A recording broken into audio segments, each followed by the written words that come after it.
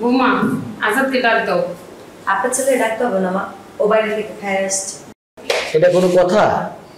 ও বাইরে খাবে কেন? বাইরে কেন খাবে মানে? সারাদিন যদি বাইরে টই টই করে ঘুরে গেলে তাহলে বাইরে তো খাওয়া দাওয়া করবো। বাসায় খাইতে হইলে তো তার সবসময় বাসায় থাকতে হইব, তো বাসায় থাকে না। তুমি ডাক দাও তো বৌমা।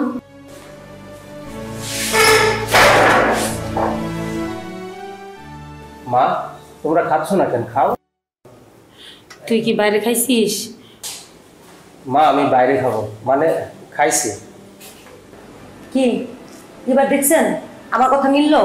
আপনার প্রাণ প্রিয় পুত্র বাইরে থেকে খায় আসছে। ও খায়নি, ওর মুখ দেখি আমি বুঝতে পারছি। বাবা তুই বস, খাবি। আপনার ছেলের এই সস্তা নাটক দেখার সময় নেই, ইনকাম করা জানে না, মরদ নাই, আবার নাটক করে বসে বসে। ঠিকই বলছো মামা, যে পুরুষ ইনকাম করতে জানে না তার খাওয়া উচিত না। বাবা তুমি কি বলছো? হ্যাঁ বলছি, সারা জীবন ইনকাম করে তোদের খাওয়াইলাম, পড়াইলাম, মানুষ করলাম, আর আজকে একটু ওষুধের জন্য তোর বোর কত কথা শুনতে হয়, তার মাও কত কথা শুনে। আমি যে কত কষ্টে আছি, তোর মা যে কত কষ্টে আছে, এটা তোকে আমি কিভাবে বোঝাবো? এই খাবার আমার গলা দিয়ে নামবে না। বেঁচে থাকার জন্য খাইতে হয়, তাই খাই। দেখো বৌমা, ওর সাথে এরকম করা ঠিক না।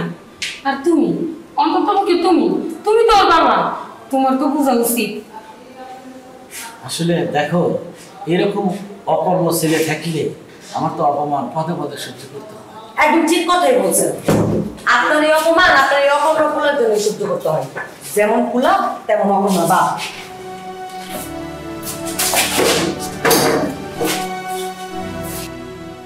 এতগুলা রান্না করাইছে, এখন কেউ খাইবো না, আজারা ঢং করতেছে। তাইলে আগেই বলতেন, কারোর খাইতে দিতাম না। শুনেন, আগামী 2 দিন আপনার খাওয়ান দাওয়ান বন্ধ, যা আছে আমি খাবো সব।